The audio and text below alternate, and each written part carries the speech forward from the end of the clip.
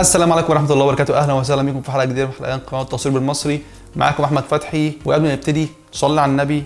حلقتنا النهارده ريفيو عن لينس سوني 85 مللي اف 1.8.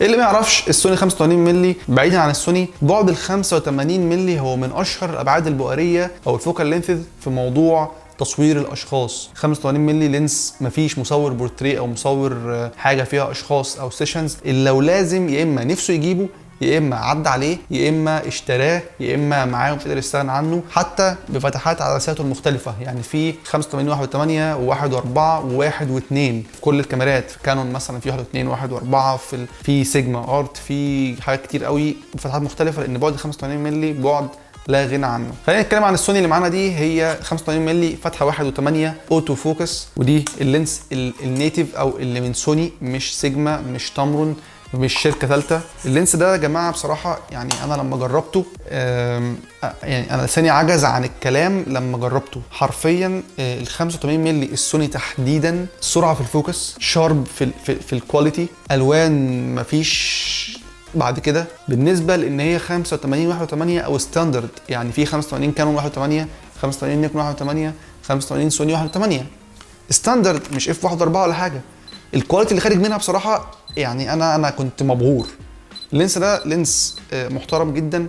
مبدئيا هو اللينس من ناحيه سوني فهو اللينس كله معدن، ودي ميزه وعيب. ميزه لان اللينس يعني محكوم، يعني متحافظ عليه او محمي، او مش هيتكسر لا قدر الله ويقع منك زي اللينسات البلاستيك او حاجه زي كده. ولكن عيبه ان انت لو حطيت اللينس مثلا كده على ترابيزه، والترابيزه مثلا حاده شويه او فيها اي حاجه، اللينس هيتجرح. يعني لو انت اصلا ايدك لو ايدك ناشفه شويه اللينس هيتجرح. فده العيب اللي انا شايفه فيه، وبيبصم بسرعه جدا، فده من عيوبه بصراحه. نيجي رينج الفوكس، فهو من انعم رنجات الفوكس اللي انا جربتها في حياتي بصراحه. يعني بص، حاجه سموز، لا في صوت ولا اصلا انت حاسس ان انت بتعمل فوكس، انت بتلف كده اللينس. بص حاجه رهيبه. في هنا برضو الزرار اللي سوني معروفه بيه، الزرار ده اللي هو بتكستم بيه اللي انت عايزه، ممكن تعمله لاي حاجه انت عايزها في الكاميرا، او تهيئه للي انت عايزه، تخليه مثلا اي ديتكشن، فيس ديتكشن، زي ما انت عايز تخليه كاستم على حسب الحاجات المتاحه لك في الكاميرا. في زرار الاوتو فوكس والمانوال فوكس اللي مش موجود في معظم لينسات سوني. في لينسات بتكون مثلا زي تامرون مفيش فيها زراير، هو الفوكس بتظبطه من جوه الكاميرا. دي يعني بوينت حلو، ان انت اسرع حاجه بتعمل انك عايز تغير فوكس من مانوال للاوتو بتعمل كده، انما تخش على الكاميرا وتغير بقى اعداداته كده بياخد منك وقت.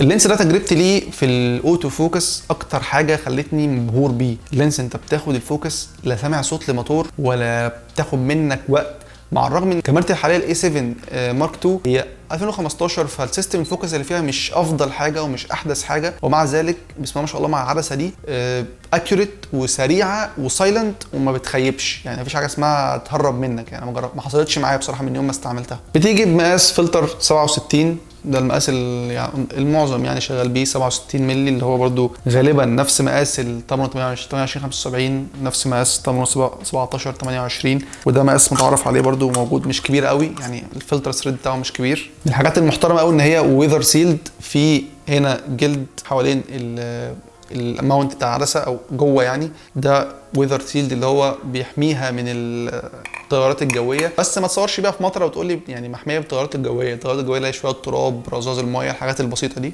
بلس ان الماونت كمان حديد، وده مش موجود في كل اللينسات. يعني في لينسات ماونت حديد، في لينسات ماونت بلاستيك، ده برده حاجه كويسه ان ماونت لينس حديد. الفيديو ده انا مش بتكلم معاك بقى بالارقام وفيها كام شفره جوه وفيها الكلام ده كله. عارف ان انت كمشاهد متابعني عارف ان انا هجيب لك الخلاصه، مش هقعد اعرفك اوجع دماغك بشويه تفاصيل ما تهمكش.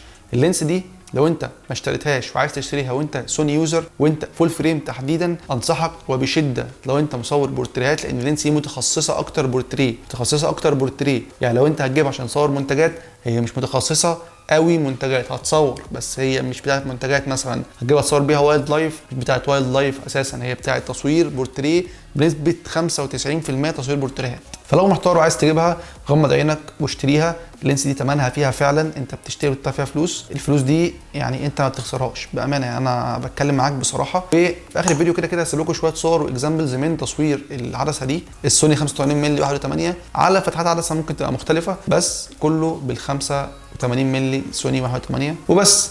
كده نكون خلص حلقه النهارده. يا رب تكونوا استفدتوا معايا، ولو استفدت يا رب تدعي لي، مش مهم اللايك، مش مهم الشير، اهم حاجه ان انت تدعي لي. عندك اي سؤال سيبه لي في الكومنتات تحت الفيديو، او ابعت لي بيه رساله على صفحتنا على الفيسبوك، اللينك في الديسكربشن تحت الفيديو، وارد عليك على طول. وسلام.